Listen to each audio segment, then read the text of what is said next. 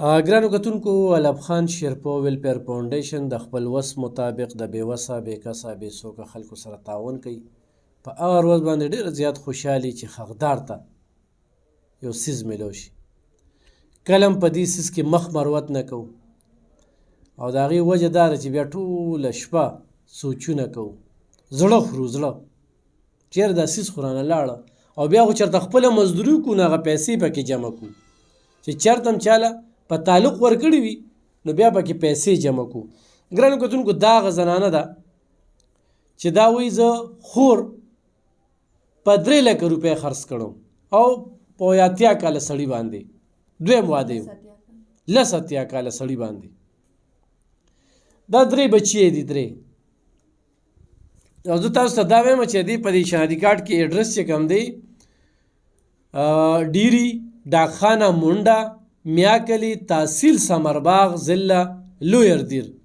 ډیری ډاکخانه منډه میاکلی تحصیل سمرباغ ضلع لویر دیر، یعنی د لویر دیر باجوړ دغه باندې بونډری باندې اوسیږي. علب خان شیرپو ویلفیر فاونډیشن د کلونو راسي، دا کال نه زیاتو شو چې دا دلته کې راځي، دی له خوراک دی له نغدې او دې سره زمونږ مدد روان دی. دې ماشومانو له بوټان په یخنۍ کې راغلي وو، دوی له سویټرې دا مونږ ورکړي. اوس چونکې دوی فیصله وشوله او هغه طلاق یې خو هم ورکړه، نو دا بچو باندې مې نخره تېرېږي. دا زنانه دا پالچ خو هم وخلې ده، څه به وایې په دې مقصر صورت حال دی؟ دا روجې څنګه تېرې شوې؟ بس ډېرې سختې تېرې شولې. خدای تاسو څخه وکړي چې تاسو موږ سره امداد وکړئ، مدد راسه وکړئ. او دې ماشومانو باندې په دې روژه کې نارې نهورې تېرې شولې. زه بیماره م یم ورته، او دغه شانه ریان نس کوسۍ وي خوري کوسنۍ نو نه خوري. بس تاسو ته دا دغه کوم خپل غریبي او دغه مې ده، بس امداد را سره وکړئ. د الله د رضا دپاره امداد وکړئ را سره. او دا ماشومان دي ځان له مې کور نیولی دی، 4,000 روپۍ علي کري، خو لا میاشت نه ده برابر شوي. بس یو بل نه به یې غواړو، موږ سره خو څه دغه نشته. 10,000 انډوانس هم غواړي، هغې کې هم ډېر دغه یو خفه یو.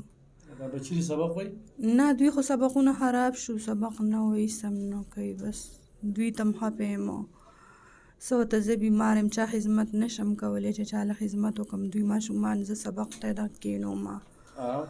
اسکول مې ډېر پړ ارمان و، خو دړ ارمان مې پوره نه شو. بس موږ سره مدد وکړئ.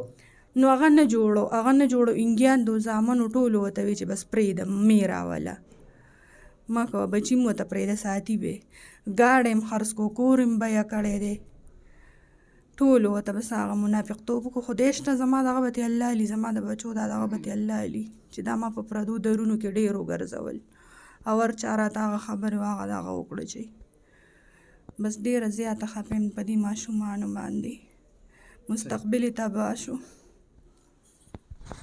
ګرانو کتونکو، علب خان شیرپو ویلفیر فاونډیشن خو دا تاسو د وړو دا بورې وینئ نو دا په 2700 روپۍ باندې ده، دغه شانتې په 3,500 باندې دا غوړو ډبې دي. خو الحمدلله د دوی پې ډېر وخته پورې وخت تېر شي.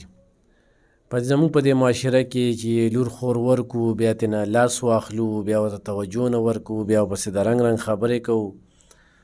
په دې باندې د الزام لګوي چې یاره دې په خپله خوښه دا واده کړو، دا ما اړو خرڅه کړې ده نه، د دې په خپله مرضۍ باندې کړې ده، دا په خپله مرضۍ چې کومه ده د هغه ځای نه روتښتېدلی. بهرحال هغه چې هر څنګه خبرې وي خو اوس یې طلاق هم ورکړه که نه، طلاق یې هم ورکړه. اوس دا 3 بچي دي، دا 3 بچي دي. د دې 3 بچو د کفالت لپاره چې کوم دی، خو تاسو دا سپانسر کړه، دوی مزید سبق هم وایي، خپل بچي وګڼئ، تعاون را سره وکړئ. ډېره مننه، خوشحاله اوسئ.